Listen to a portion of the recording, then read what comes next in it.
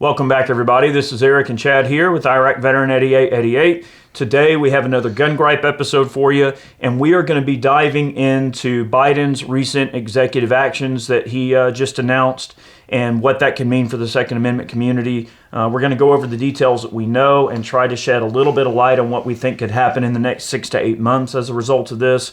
I wouldn't say the sky's falling, but it's certainly something people need to be aware of, and we are going to go over those things. And oddly enough, the supporter of today's gun gripe, Firearms Legal Protection, they have some services that are very pertinent to some of the things that are going on with these executive actions, right? One of the big risks are red flag laws becoming potentially a nationwide thing, and especially in many, many states. Their legal services will actually protect you if you're involved in a personal defense situation, or if you have a red flag law thrown down on you and they come in and confiscate all your guns. They'll actually provide legal support, and they have really, really fair fees. So if that's something you've been looking to get into, some type of concealed carry insurance, I know there's different folks out there. Firearms Legal Protection is cool because they are very affordable, and they kind of stick to the beans and bullets of the situation in terms of having their lawyers on call, ready to go. Some states consider it like a prepaid legal service, and then others consider it more of an insurance. But the way to think of it is certainly as a concealed carry insurance. So if you are involved in a shooting, they can get you, in the right direction, get you the legal representation you need. And that red flag clause, that's a really awesome part of it. And we are going to be getting into that in today's video, but we'll kind of go down the list here and kind of start talking about some of these executive actions a little bit. Boy, if this hasn't been all over the news lately, I don't know what has been. Boy, everybody's buzzing. I know. All right, so Joe decided to lay out his list, and we've done some videos on Joe's, feelings toward gun owners and certain firearms, okay? We've done some videos on that. We've talked about his gun control wish list and things. So now it has definitely come to fruition, okay? Just this past Thursday, Joe had a press conference where he laid out these orders, all right? The first of which, I think, well, actually, before we talk about the orders themselves, let's talk more about, what the order is, okay? He's actually directing the DOJ, okay, to look at these items in question, and then these items in question would be put into the Federal Register, and they will be open for a comment period and things like that until there's a rulemaking process that these things go through, and then they actually become a rule that has legal binding, right? This is the same thing that happened with bump stocks. It's the same thing that happened with 41P, okay, with suppressors and the way that trusts are treated, in the transfer of NFA items and things like that. And it also occurred recently with the bump stock, the brace deal, all right? And that actually was pulled from consideration. It was pulled from the Federal Register. The comment period was closed and everything, and it may have been in preparation for these new orders coming down the pipeline, because the administration did say that they wanted to make sure that these orders would have the legal clout to stand up in court. So we'll see how that pans out in the future. But anyways, you got something pulled up right here. I do. I do want to cover before we get started. Yeah, before we get into the actual executive orders, it's important to know that, thousands and thousands and thousands of gun owners flooded Acting Director Regina Lombardo's, inbox with tons of comments about how they opposed the whole proposed brace ban or whatever that they were, going with. And we also know that Biden and Harris both met with Lombardo and crew prior to that, and I guess probably made their wishes known on where they wanted to kind of go forward with, their overall plot. I guess I really would compare it more to a plot. What are we gonna do for guns today? but anyway, right? So then we know that they dropped the issue. So did they drop the issue knowing that getting into this year they were just going to do executive action or orders or whatever anyway? Okay, so we obviously see that was probably the overall strategy. It's not out of the woods yet, but let's take a quick moment to look back at bump stocks too, because it's very important getting into this, into the meat and potatoes here. All right.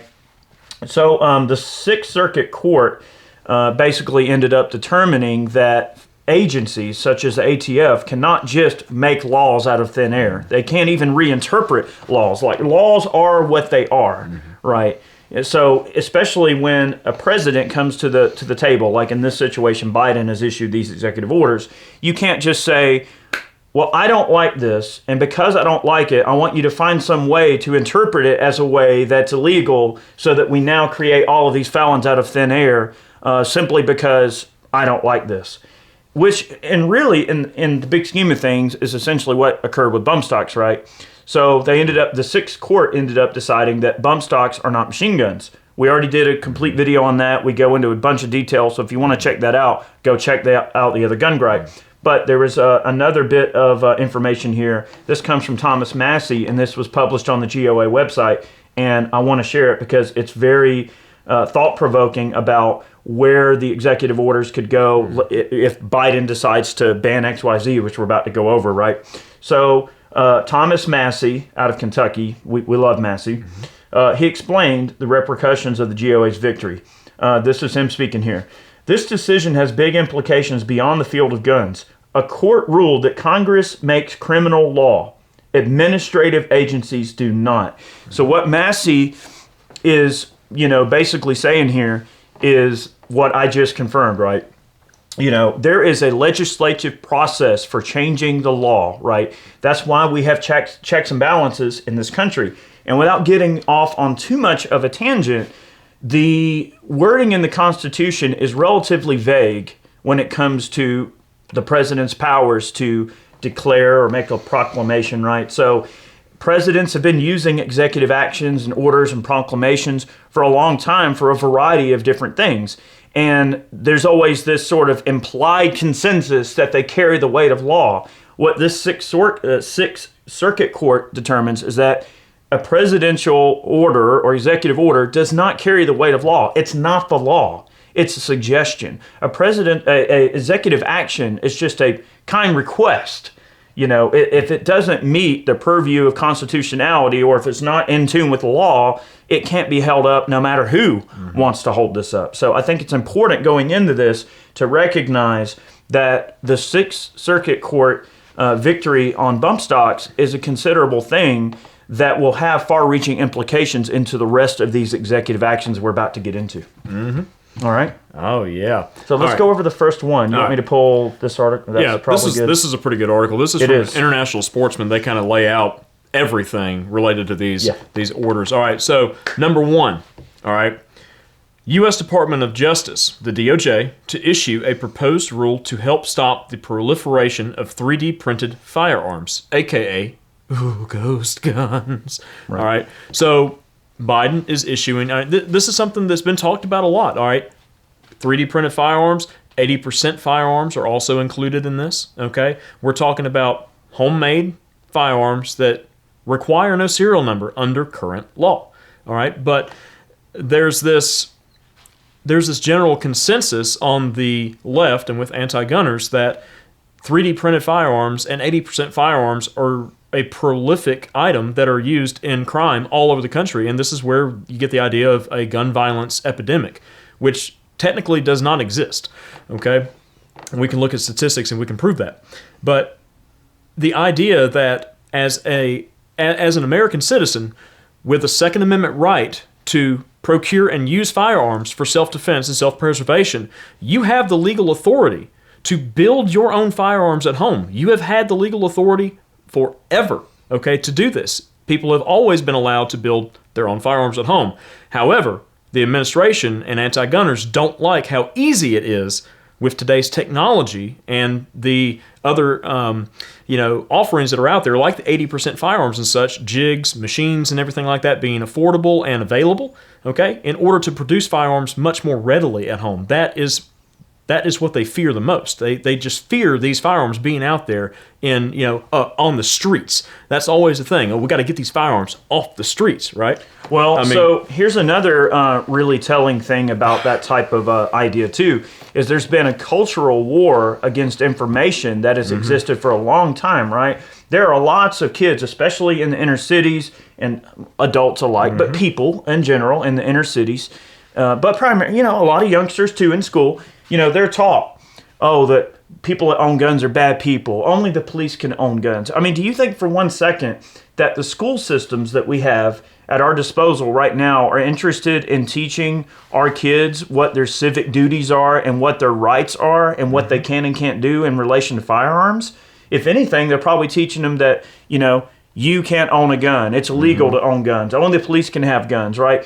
So society as a whole has created this very terrible domino effect where they have removed the incentive or the interest from people to want to arm themselves and protect themselves in general. No matter, let's remove how you even get a gun. That's irrelevant. They want to create an environment where people who own guns are bad people, and if you see a gun, tell somebody, or if you see your neighbor carrying a gun case, you need to call the police and complain. So society in general, and through our liberal education system and the media and Hollywood that demonizes gun owners, all of those things have created situations where, you look at that movie, The Jackal, and the guy makes a plastic gun. Like, they want you to think that every guy that makes a gun in his basement is some evil assassin or something. You have a right to produce your own firearm. Look, and, they want to stop that. Yeah. All right, so I want to mention this. This has a lot of tact with what we're speaking about right now, okay? And this gives you some insight into what we always discuss as like the elitist mentality, okay? Joe Biden and his cronies, they are in fact elitists, all right? This is from Joe's mouth himself, okay? All right. Nothing I'm about to recommend in any way impinges on the Second Amendment, Biden said. They're phony arguments suggesting that these are Second Amendment rights in what we're talking about, referring to the issues at hand with these executive actions. He also added, no amendment to the Constitution is absolute. All right? So he used the freedom of speech, okay? You can't, or the freedom of speech example, you can't yell fire in a crowded movie theater and call it freedom of speech, all right? From the very beginning, you couldn't own any weapon you wanted to own. From the very beginning of the Second Amendment, or the Second Amendment existed, certain people weren't allowed to have weapons, all right? Now, those certain people that he is referring to are minorities in early America, okay, who were not allowed to own firearms because of the fear of uprising, all right? So, a little food for thought, but this is that elitist mentality. No constitutional amendment is absolute, all right?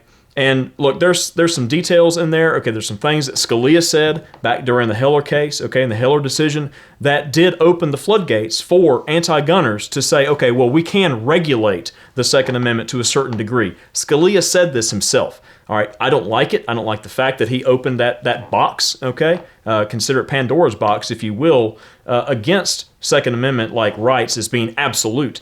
But that's what leftists and anti-gunners use in a lot of their cases, okay, with regulating the Second Amendment. These are all regulating the Second Amendment, but really, in fact, they're infringements upon the Second Amendment. They are, and if you look at these types of rulings, from the standpoint of, you look at Scalia and the way that he had to logically come up with, a solution, right? Well, if Scalia says, okay, there are situations where a person's Second Amendment rights are not unlimited, right? Okay. If you do a triple rape-a-murdercide and the cops, for whatever reason, get you alive and put you in the police car, can you have your gun in the police car when you're on your way to jail after, committing 3 felonies? Probably not. So he can't, in good faith, say, well, even a person in jail should have their sidearm on them. So, yeah, the reality of the situation is, yes, there are situations where, if you screw up bad enough, your guns are getting taken away. I mean, duh. Does that even have to be said? But that's really, I think, what Scalia is getting at is that, there are exceptions. There's exceptions to every single situation in our society, in every single situation. Like you said, okay, you can't yell fire in a movie theater. Okay, that makes sense. But they're also silencing, political dissidents that don't agree with the narratives at hand. Right. Okay, and that's pure censorship, and that goes against the nature of the First Amendment itself. Okay, let's move on. All right. The DOJ to issue a proposed rule to clarify when a device marketed as a stabilizing brace turns a pistol into what is effectively a short-barreled rifle and therefore subject to the requirements of the National Firearms Act. a long-time struggle for the ATF. All right, so they have been dealing with this for quite a while. And look, we're going to do a video on this in the future, but all the people that send letters to the ATF, okay, that wind up turning into determination letters. It's like, is it okay if I do this? If I put this on my gun, is it going to be a rifle? Those type of people led up to this problem that we are facing today with stabilizing braces. Braces were approved under the Obama administration. They were approved under there. The same with bump stocks, correct? All right, so braces are an approved accessory. They do not magically transform a pistol or a handgun into a rifle because they are not a stock. They are a brace. So no matter what anybody puts down on paper, okay, they can say that, oh, well, if it has these features, just like they tried to say in the original ruling, okay, the rulemaking process and that initial letter, okay, they tried to say if it has this, and this, then you could say that it's probably not a pistol. All right, but it doesn't change the fact that that brace is not a stock. It still does not make that item a rifle if it is a pistol, in fact, and it was transferred as such. We have some of the most ambiguous and dumb laws or rules when it comes to firearms in this country that are so confusing, right? I can't tell you how many times that when I was working at Moss still, I can't tell you how many times I had some guy bring in a gun and say, hey, I need you to work on this. I've got a little bit of a problem. This thing came loose, stuff will pop loose on a gun or whatever, and break it out, and it's just a 10.5-inch barrel AR with a, stock on it, and whatever. And you think, okay, I don't see an engraving. Is this an SPR? Hey, and you end up having to tell them, look, buddy, I know it's dumb. And then you have to end up spending 30 minutes explaining the minutia of the NFA. Why you can do this but not this. And it's just dumb. It doesn't make sense. I mean, there are so many AR pistols, AK pistols, various PCCs that are out there now. They're everywhere, and there's more AR-15s in general in hands now than have ever. I mean, there are more people buying guns than ever before in U.S. history. Even just in the month that we're in now, the NICS checks and all of the records showing gun transfers are up at such a high level, right? It's just astronomical the amount of people that are arming themselves with the types of firearms that they're talking about. So America clearly wants them. So it seems very short-sighted, and it seems that they're very much out of touch with what people are obviously worried about and thinking about. So he's going to issue an executive action that pressures the DOJ to come up with some way, a workaround to get rid of stabilizing braces. Could your priorities not be placed in a much worse area? When now, and these are people that are your constituents, right? There are people on all sides of the political aisle buying guns left and right. Are you not watching the news? Are you not seeing the people that are arming themselves? I just saw an article the other day. It was talking about, groups of black citizens arming themselves at rates that are crazy and unprecedented, and that's great. Like, people need to be arming themselves and protecting their communities and everything. So, like 3 days earlier, an article comes out talking about the proliferation of firearms within the black community, which is a good thing. They should be arming themselves. And then 3 days later, executive actions on guns. Come on, it's just the optics of that are terrible, and shows you just how disconnected they are from reality. All right, we're going to move on to number 3. All right, we have 6 to go over. The DOJ, number 3 is the DOJ to publish model red flag legislation for states to enact. Red flag laws and policies allow a family member, friend, or law enforcement officer to petition a court to temporarily prevent an individual from accessing a gun. So basically with this, we've made multiple videos where we are very much against red flag laws because they really do ignore due process. And what Biden is pressuring the DOJ to do here is to adopt a check-in-the-box blanket category of red flag legislation that say state legislatures can go, oh, we like that. So, what the feds came up with, we want that. And then try to push it through. So basically giving them a blueprint to be able to push it through easier in the states. Or worse, some form of federal bill that would form some form of overall red flag legislation at a federal level.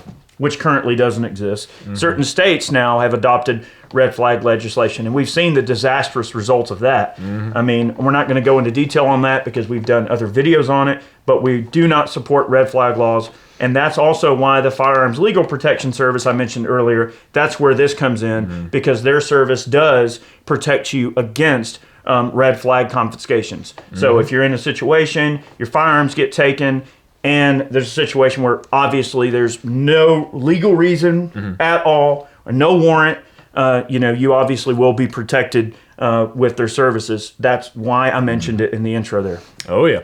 And, too, like with this publication here, right? He's basically laying out, okay, here's a guideline for you states to enact this. It's like, this is what I want you guys to enact, because obviously they're likely not going to be able to get national red flag laws passed. So this is the next best option for the gun grabbers that they are. All right. So what have you seen recently since these executive actions were announced, okay, even before we knew exactly what was in them, okay?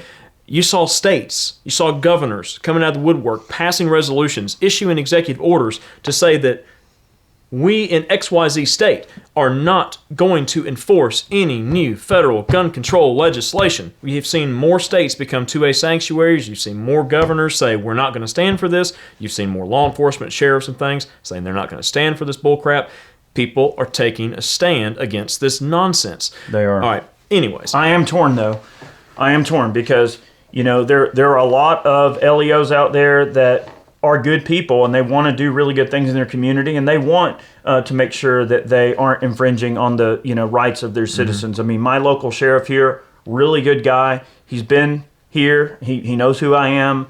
I have his number. He has mine. He's a really good guy, and he's told me multiple times that he stands behind the citizens of this county, and I believe him because I heard it right from his mouth, looked him right in the eye, and I believe him, right? Now, go ahead. There are situations where, without enforcement, let's say if a gun law were to get passed, and let's say magically 99% of the law enforcement officers out there said, you know what, this is such a terrible idea, and I disagree with it so much that I'm not going to enforce it.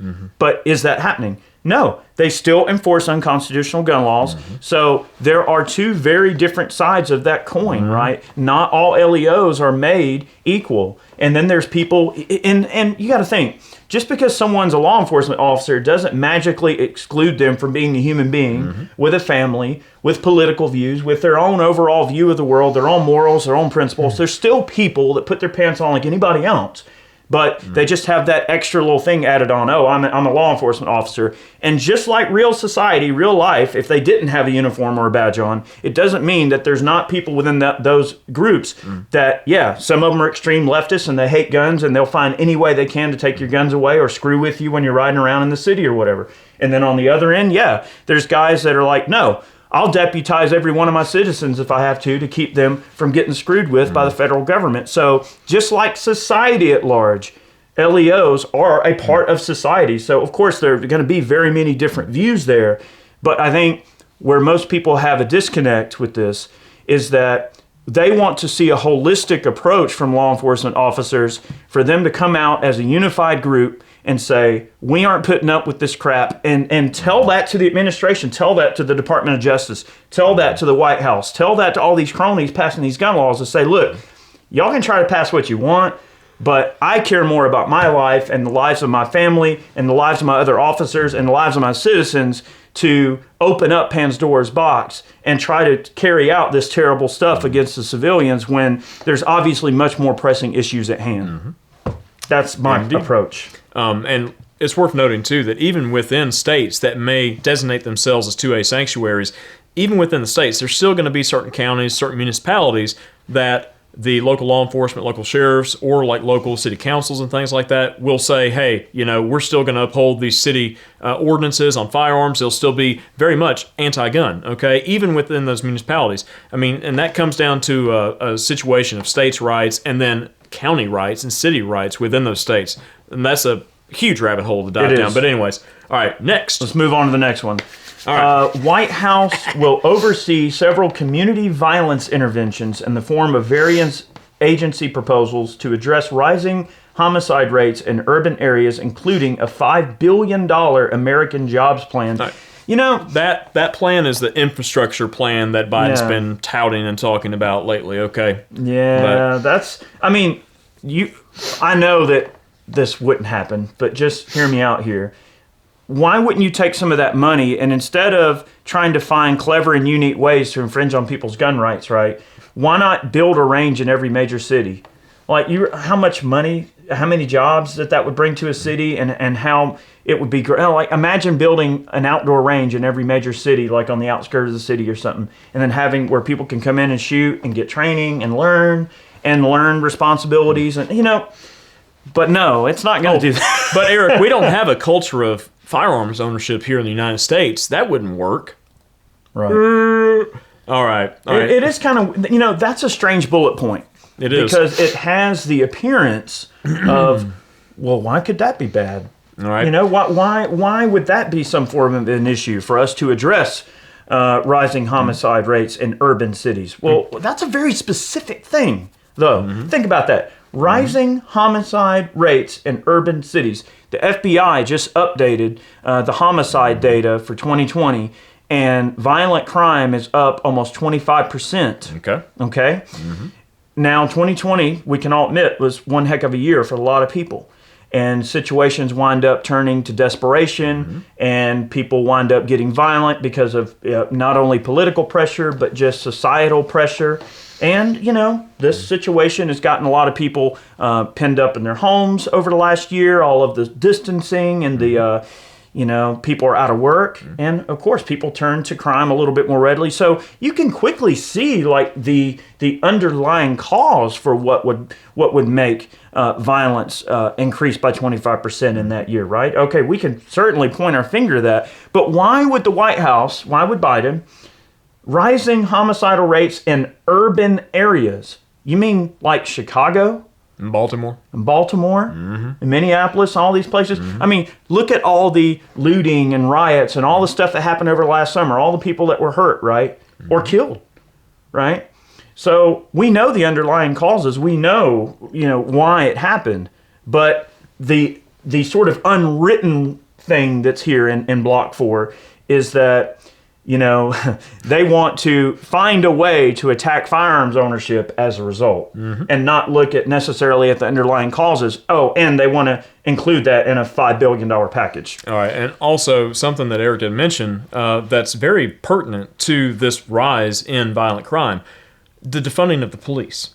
All right, you look at the rising crime rates, you look at where they're situated, and you see a lot of correlation between cities that decided to defund the police. All right, now some of these cities are ones which have pretty strict gun control laws in place already. All right, so the law-abiding citizenry aren't allowed to exercise their Second Amendment rights to the full extent and defend themselves and their property and their families and everything else. So what happens when you defund the police? Okay, well, you're taking guns off the streets at that point. You're taking any sort of deterrent off the streets for criminals to engage in their daily activities. So you just have a recipe for disaster. And we've always said it. It's like more guns don't equal more crime. More guns in the hands of law-abiding people equal less crime because there is a big deterrent.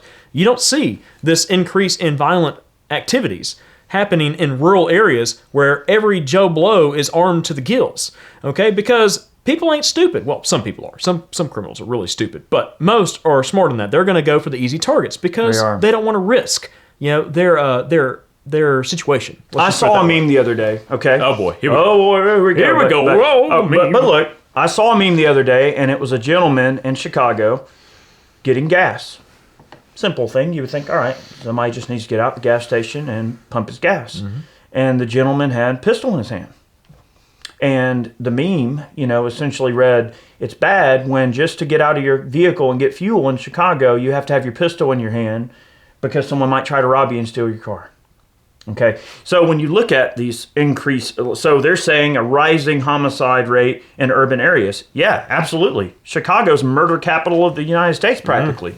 I mean, and these things are allowed to fester like a boil in these Democrat-controlled municipalities where they have extremely difficult laws and they make it very difficult for a person to exercise their constitutional rights. So, of course, people are going to be victims of crime more often in areas like that because the policies are so terrible. And then so basically when you look at the holistic approach of these executive actions that Biden has proposed, the overall end result, if he got everything he wanted, would be one step closer to overall national policies that mirror places like Chicago, places like Minneapolis, places like D.C. Yep. You know, look at the gentleman that got, killed in his car, the Uber Eats driver that got held up and killed.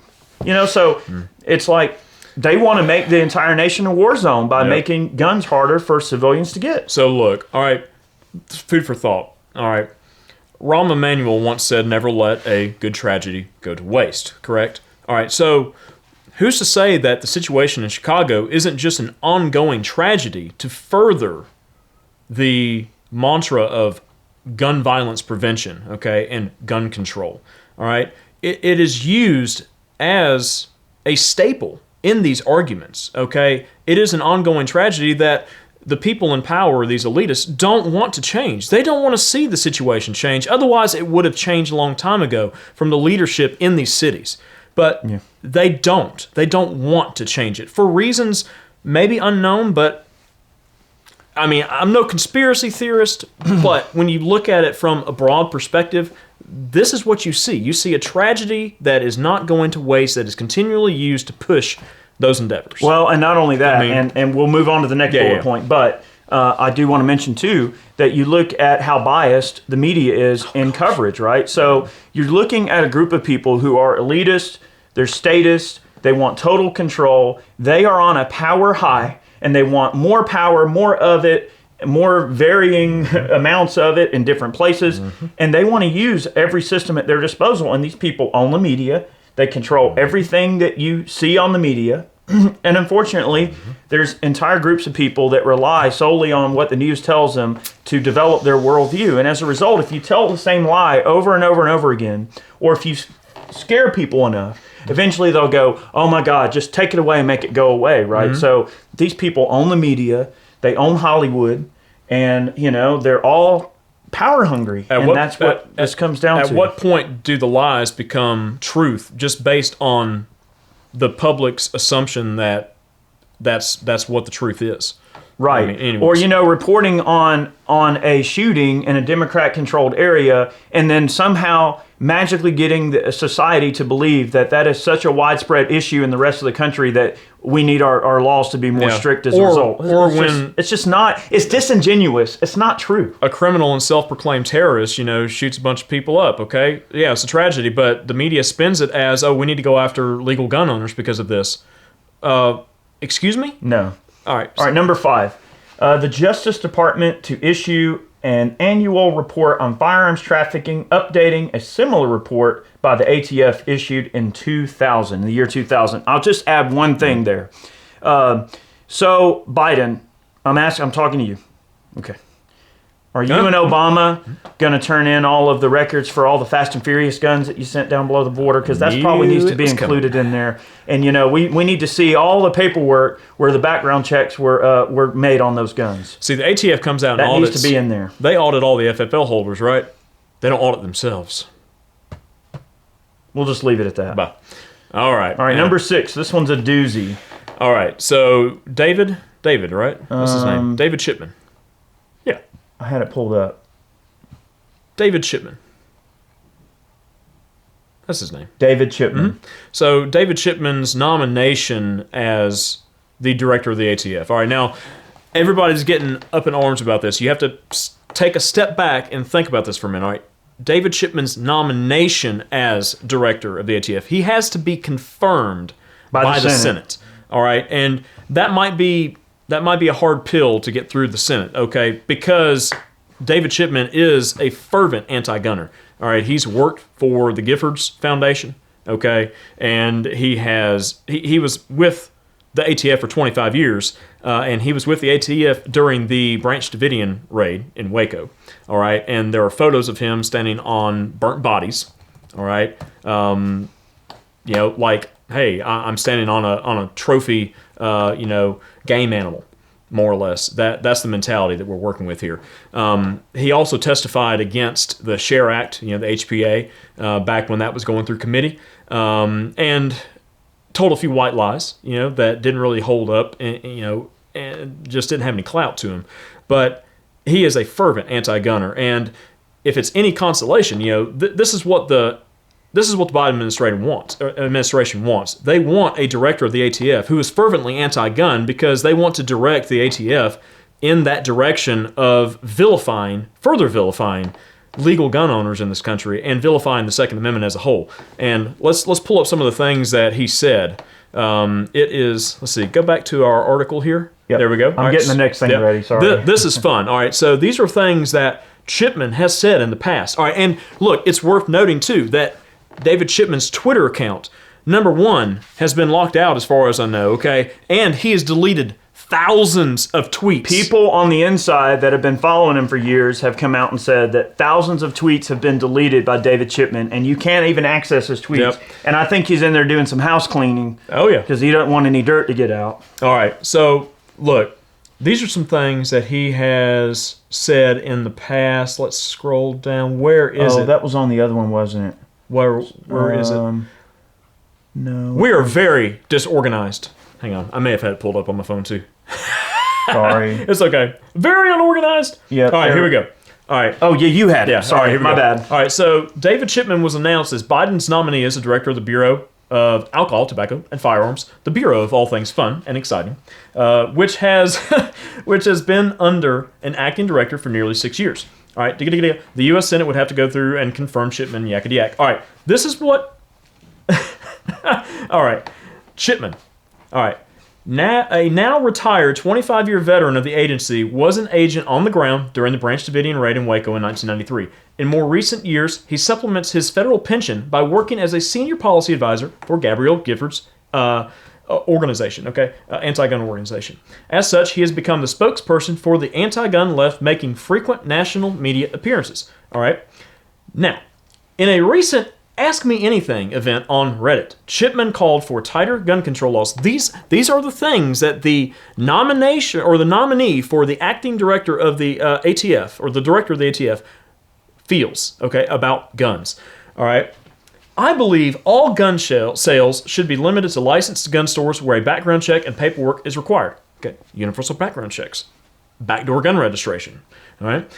It has been estimated that there are around 15 million assault rifles currently in circulation. I believe we should ban the future production and sale to civilians and afford current owners of these firearms with the ability to license these particular guns with the ATF under the National Firearms Act. So he believes that all AR-15s, all AKs, all those variants should be removed from production for public consumption, and if you own one, you have to register it with the ATF and pay the $200 tax, associated with those items, and it be registered with the federal government in order for you to still exercise your Second Amendment right.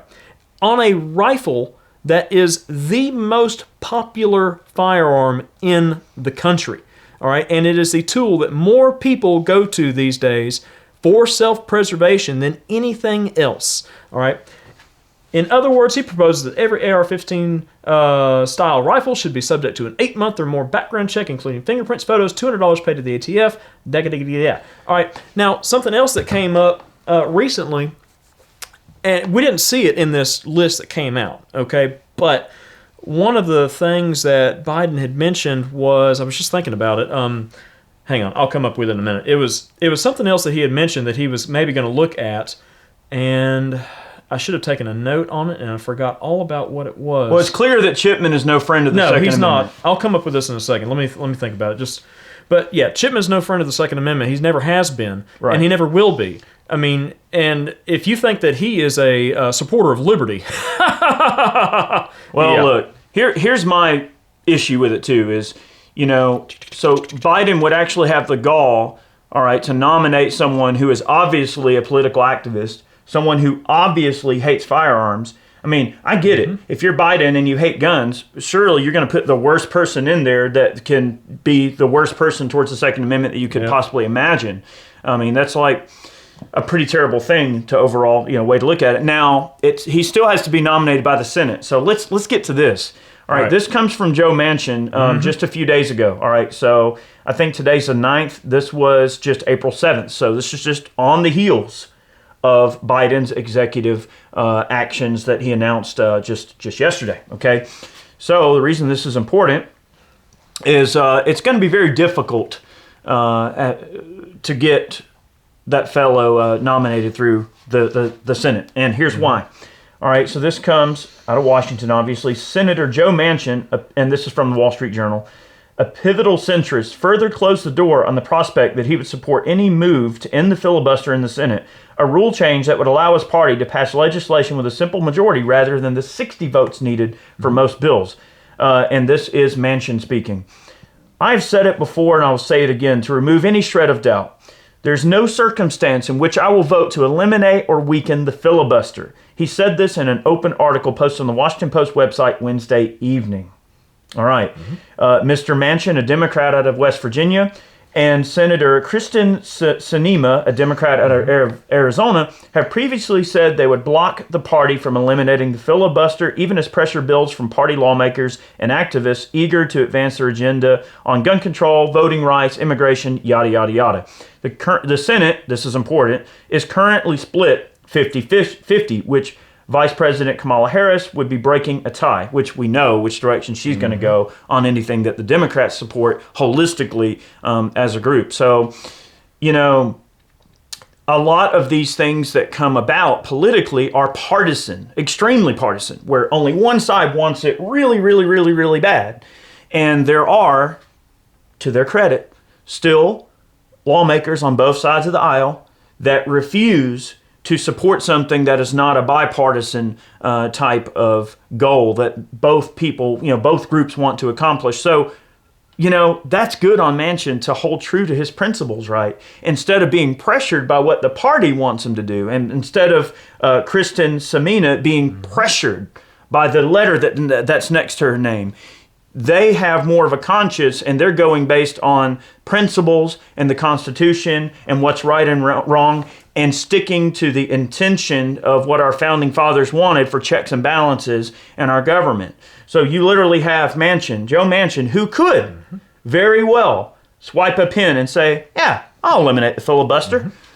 So it's a really, really interesting footnote to point out. So the actual confirmation of this new ATF director, although, Biden may have wanted this guy, but I think the chances of him actually being confirmed are slim to none. Now, I'll quickly go back and let's talk a little bit about Trump's administration. So you notice that Trump didn't really nominate a new ATF director. And people wonder, well, why the heck? Why not?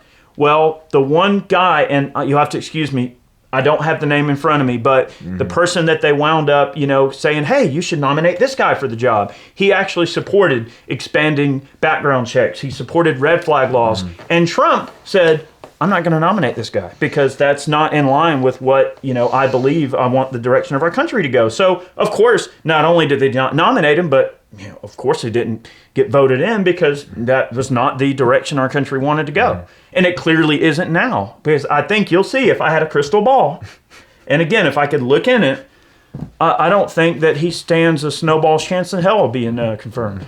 The other thing that I was thinking about earlier, it was listed as being a potential order that was going to come down the pipeline, but safe storage requirements, like executive action on safe storage requirements for American gun owners. That was the other thing. We didn't see that pop up this time, but it's not to say that it, among other things on Joe's wish list, couldn't pop up in executive actions in the future. Yeah, I mean, David Chipman is, in my mind, the kind of bureaucrat, the kind of poster child for what you don't want the government to do.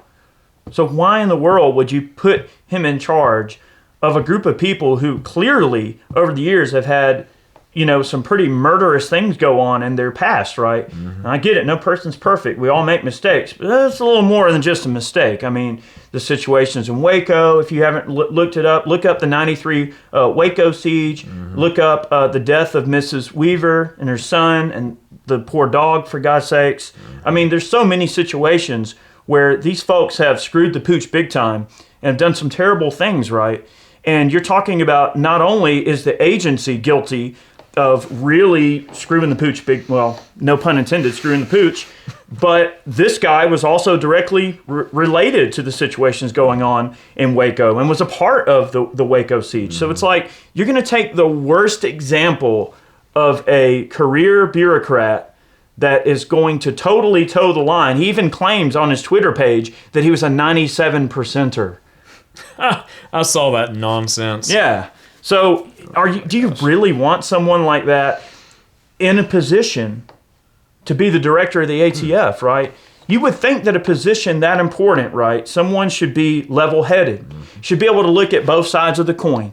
Okay, I see this point, I see that point, and then make a decision based on logic and based on facts and based on statistics and based on, the Constitution and, natural rights, right? Those people in charge that are these bureaucrats in Washington not only are elected representatives, but the people, like the director of the ATF should, I think, at least in the fairest sense, be somebody that is level-headed enough to see both sides of the coin and make a logical decision. But someone who is, involved in the Giffords Foundation and someone who's a known gun activist and someone who actually carried out some pretty terrible things against his own citizens in the name of what the law told him to do. I was just following orders. Does that person need to be in charge? Definitely not. So again, this is another example, and I hate to keep hitting on it, but another example of where the Biden administration is really, really, really out of touch with reality. They are so power hungry, and they are so on top of their ivory tower, they can't see the forest for the trees. Like, they probably don't even know what day it is or what month it is. Like, they are just on a power train, and they don't care who they push out of the way with the cattle guard to get there. Yep. Let's see. That's it. There were 6 of them. Yeah, that's all. 6 of them. Oh, that's all. Yeah, 6 of them for now. Yeah, for Good now. Lord. But these things, they'll wind up popping up in the Federal Register, okay? And we'll probably do another video, of course, guys, just directing you to the website. And there will likely be a comment period open as usual. I mean, the troops. Yep. I mean, the comments are going to flow in, and then the agency is going to do what they do best: ignore the will of the people. I mean, for the most part, that's what's so scary about it. I mean, it is very difficult to speculate what could happen with it, or how far these things are going to go, or how long it could take. Yeah. Well, with recent court decisions, with like the bump stock case, it definitely puts a monkey wrench in the works. As far as getting these anti-gun regulations and I guess what would you call them, interpretations of the law to hold any clout. As far as actually being constitutional, which we know that they're fervently not constitutional. But the court cases and the things like, GOA and FPC have been fighting for many, many years, okay? And they've been going like balls to the wall lately. They are ever more important this day and age in getting these laws and these encroachments on our Second Amendment rights shot down before they ever see the light of day.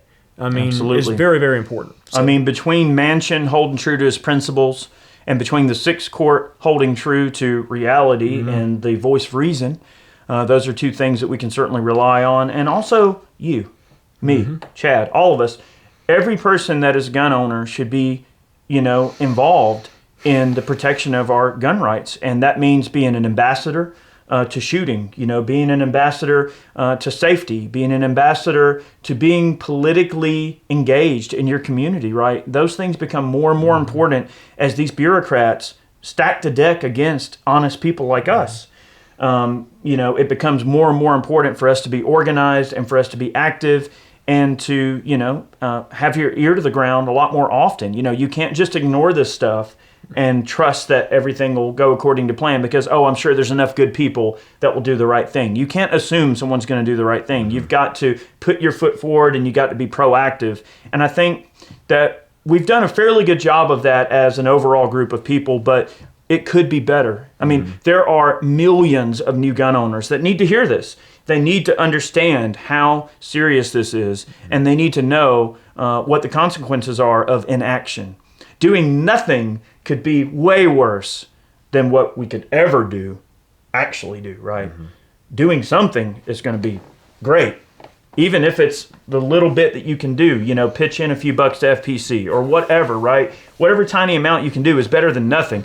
But the consequences of doing nothing are far more deadly. Very much so. Just keep that in mind. So I know this was a long one, but we wanted to kind of dive into these and give you some of our thoughts. Hope you understand where we're coming from. Have a great day. We really appreciate you guys watching. I would like to take a moment to thank all of our Patreon supporters, those of you who purchase man cans. We got some great t-shirts for sale over on Ballistic Ink, like this one, many others. If you love the channel and you wish to support us, you can do that by, you know, doing those things. So have a good one, and we'll see you next time. Many more videos on the way. See you guys.